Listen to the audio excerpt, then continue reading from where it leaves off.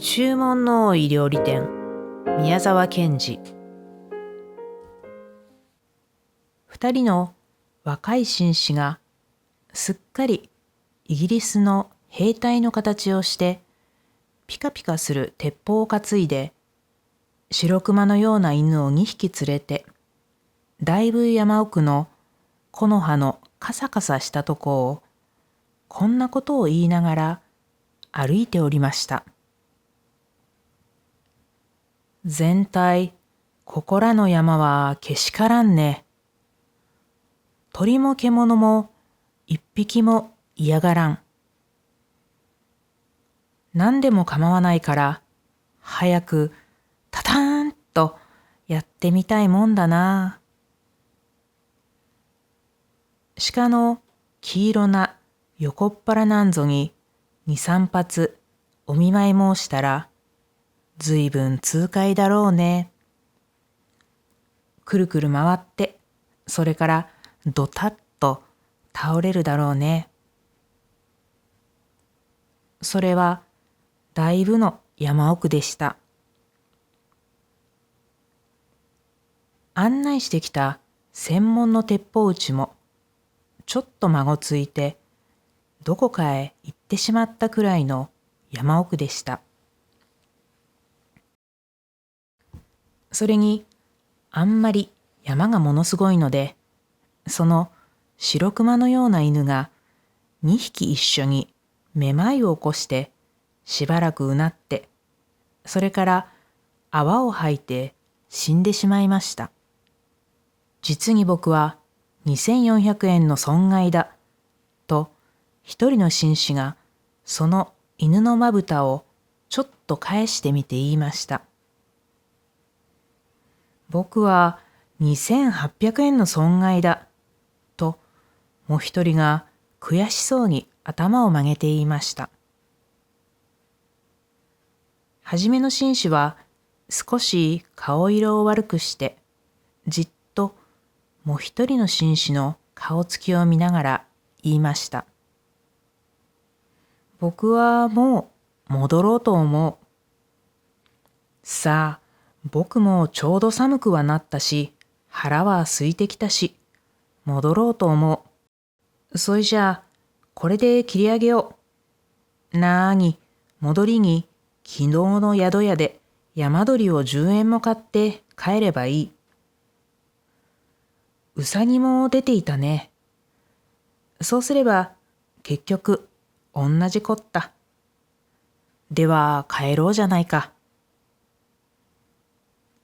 ところがどうも困ったことはどっちへ行けば戻れるのか一向に見当がつかなくなっていました。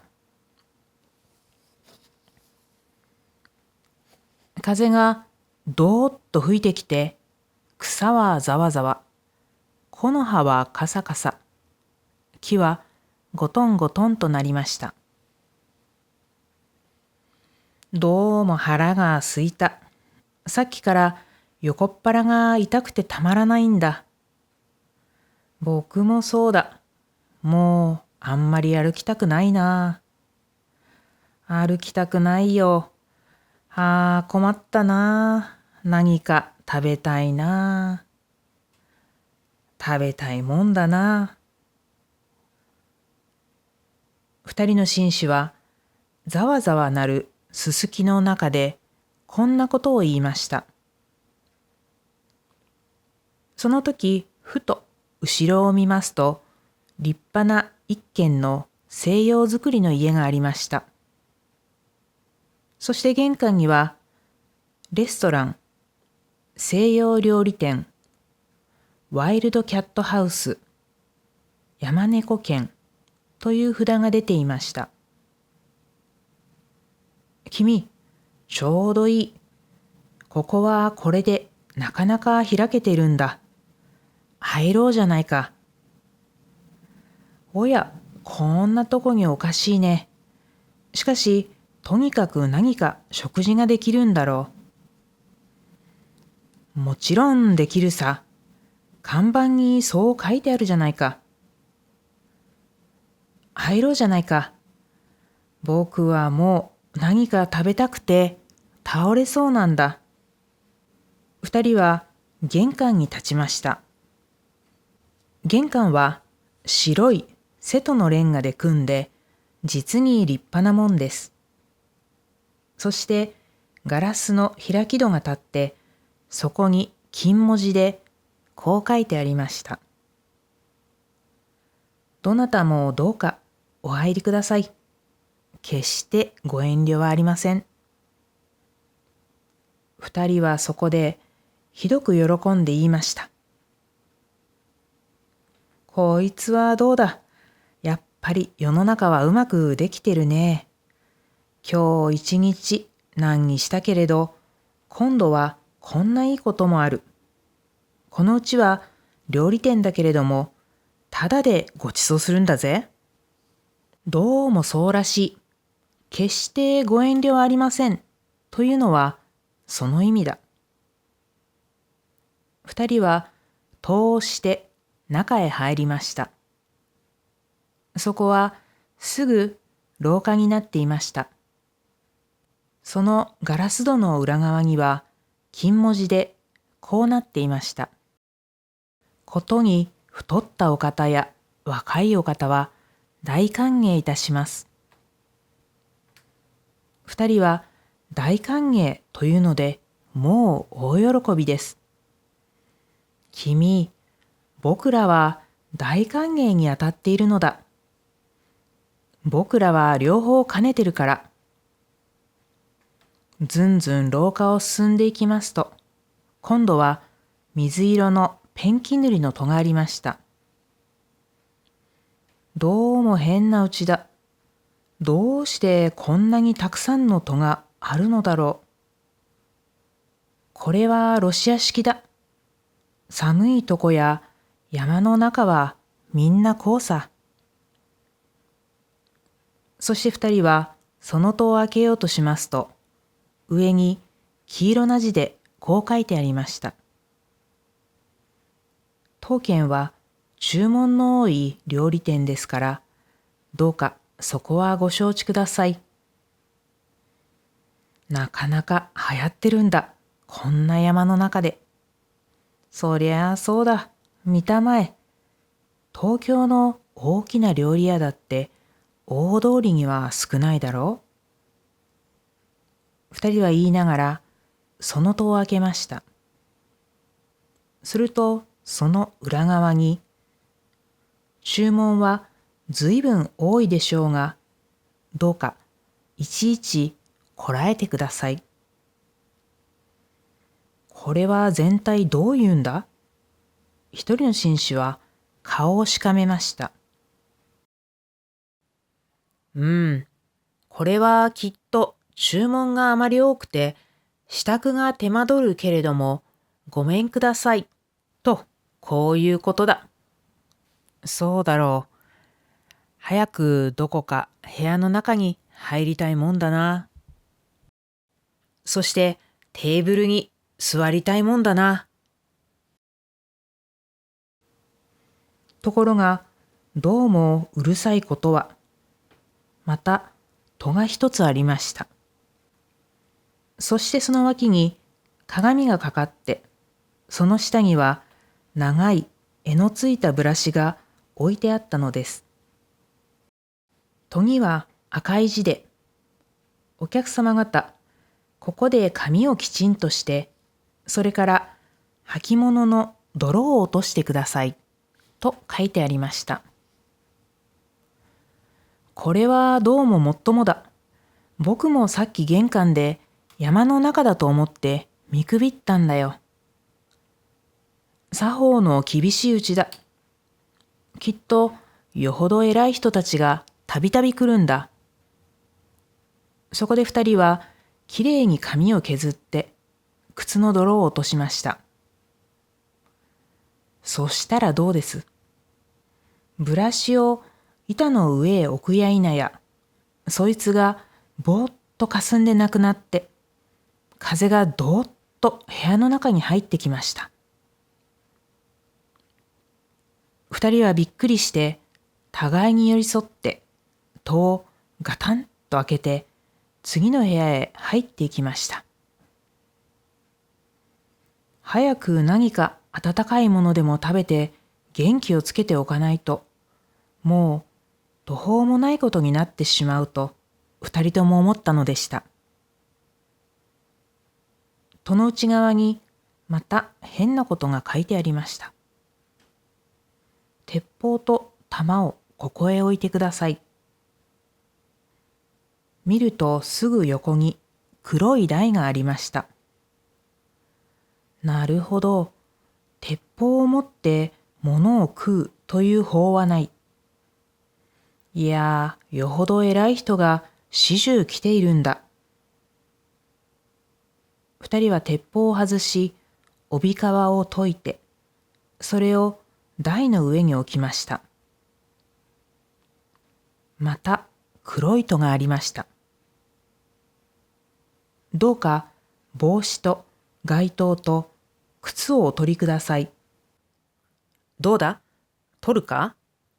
仕方ない、取ろう。確かによっぽど偉い人なんだ、奥に来ているのは。二人は帽子とオーバーコートを釘にかけ、靴を脱いでペタペタ歩いて戸の中に入りました。戸の裏側にはネクタイピン、カフスボタン、メガネ、財布、その他金物類、ことに尖ったものはみんなここに置いてくださいと書いてありました。戸のすぐ横には黒塗りの立派な金庫もちゃんと口を開けて置いてありました。鍵まで添えてあったのです。はは、何かの料理に電気を使うと見えるね。金気のものは危ない。ことに尖ったものは危ない。と、こう言うんだろう。そうだろう。してみると、勘定は帰りにここで払うのだろうか。どうもそうらしい。そうだきっと。二人はメガネを外したり、カフスボタンを取ったり、みんな金庫の中に入れて、パチンと錠をかけました。少し行きますと、また戸があって、その前にガラスの壺が一つありました。戸にはこう書いてありました。壺の中のクリームを顔や手足にすっかり塗ってください。見ると確かに壺の中のものは牛乳のクリームでした。クリームを塗れというのはどういうんだ？これはね、外が非常に寒いだろ？部屋の中があんまり暖かいとひびが切れるから、その予防なんだ。どうも奥にはよほど偉い人が来ている。こんなとこで案外僕らは貴族と近づきになるかもしれないよ。二人は壺のクリームを顔に塗って手に塗って、それから靴下を脱いで足に塗りました。それでもまだ残っていましたから、それは二人ともめいめいこっそり顔へ塗るふりをしながら食べました。それから大急ぎで戸を開けますと、その裏側には、クリームをよく塗りましたか？耳にもよく塗りましたか？と書いてあって、小さなクリームの壺がここにも置いてありました。そうそう、僕は耳には塗らなかった。危なく耳にひびを切らすとこだった。ここの主人は実に用意周到だね。ああ、細かいとこまでよく気がつくよ。ところで僕は早く何か食べたいんだが、どうも、こうどこまでも廊下じゃ仕方ないね。するとすぐその前に次の戸がありました。料理はもうすぐできます。15分とお待たせはいたしません。すぐ食べられます。早くあなたの頭に瓶の中の香水をよく振りかけてください。そして戸の前には金ピカの香水の瓶が置いてありました。二人はその香水を頭へパチャパチャ振りかけました。ところがその香水はどうも酢のような匂いがするのでした。この香水は変に酢臭い。どうしたんだろう。間違えたんだ。下女が風邪でもひいて間違えて入れたんだ。二人は戸を開けて中に入りました。戸の裏側には大きな字でこう書いてありました。いろいろ注文が多くてうるさかったでしょ。お気の毒でした。もうこれだけです。どうか体の中に壺の中の塩をたくさんよく揉み込んでください。なるほど。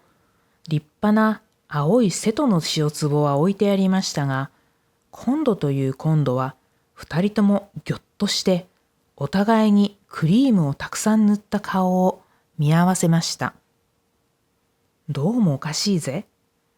僕もおかしいと思う。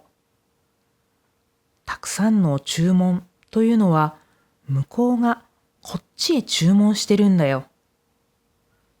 だからさ、西洋料理店というのは僕の考えるところでは西洋料理を来た人に食べさせるのではなくて、来た人を西洋料理にして食べてやるうちと、こういうことなんだ。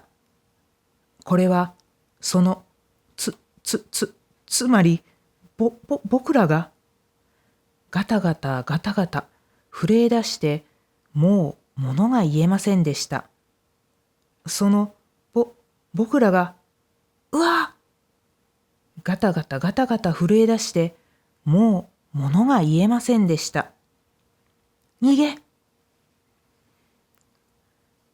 ガタガタしながら一人の紳士は後ろの戸を押そうとしましたが、どうです。戸はもう一部も動きませんでした。奥の方にはまだ一枚戸があって、大きな鍵穴が二つつき、銀色のフォークとナイフの形が切り出してあって、いやわざわざご苦労様です。大変結構にできました。さあさあ中にお入りくださいと書いてありました。おまけに鍵穴からはキョロキョロ二つの青い目玉がこっちを覗いています。うわーガタガタガタガタ。うわーガタガタガタガタ。二人は泣き出しました。すると戸の中ではこそこそこんなことを言っています。ダメだよ。もう気がついたよ。塩を揉み込まないようだよ。当たり前さ。親分の書きようがまずいんだ。あそこへいろいろ注文が多くてうるさかったでしょ。お気の毒でした。なんて間抜けなことを書いたもんだ。どっちでもいいよ。どうせ僕らには骨も分けてくれやしないんだ。それはそうだ。けれども、もしここへあいつらが入ってこなかったら、それは僕らの責任だぜ。呼ぼうか？呼ぼう。おい、お客さん方、早くいらっしゃい。いらっしゃい、いらっしゃい。お皿も洗ってありますし、菜っぱももうよく塩で揉んでおきました。あとはあなた方と菜っぱをうまく取り合わせて、真っ白なお皿に乗せるだけです。早くいらっしゃい。へい、いらっしゃい、いらっしゃい。それともサラダはお嫌いですか？そんなら、これから火を起こしてフライにしてあげましょうか？とにかく早くいらっしゃい。二人はあんまり心を痛めたために、顔がまるでくしゃくしゃの紙くずのようになり、お互いにその顔を見合わせ、ブルブル震え、声もなく泣きました。中では、ふふっと笑ってまた叫んでいます。いらっしゃいいらっしゃい。そんなに泣いては、せっかくのクリームが流れるじゃありませんか。へい、ただいま、じき持ってまいります。さあ、早くいらっしゃい。早くいらっしゃい。親方がもうナフキンをかけて、ナイフを持って、舌なめずりして、お客様方を待っていられます。二人は、泣いて、泣いて、泣いて、泣いて、泣きました。その時、後ろからいきなり、ワンワングワッという声がして、あの白熊のような犬が2匹、戸を突き破って部屋の中に飛び込んできました。鍵穴の目玉はたちまちなくなり、犬どもはうっとうなってしばらく部屋の中をくるくる回っていましたが、また一言、ワンと高く吠えて、いきなり次の戸に飛びつきました。戸はガタリと開き、犬どもは吸い込まれるように飛んでいきました。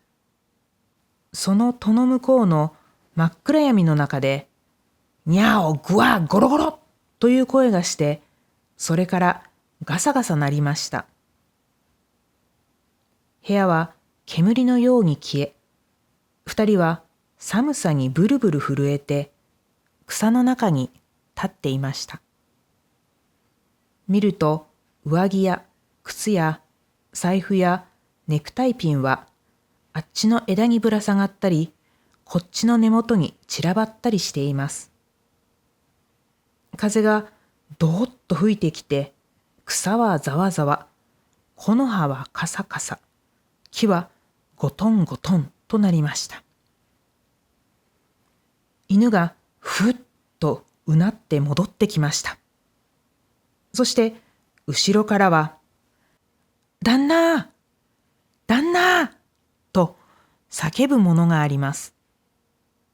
二人はにわかに元気がついて、おーいおーい、ここだぞ、早く来いと叫びました。蓑帽子をかぶった専門の猟師が草をざわざわ分けてやってきました。そこで二人はやっと安心しました。そして猟師の持ってきた団子を食べ、途中で10円だけ山鳥を買って東京に帰りました。しかしさっきいっぺん紙くずのようになった二人の顔だけは、東京に帰ってもお湯に入ってももう元の通りに治りませんでした。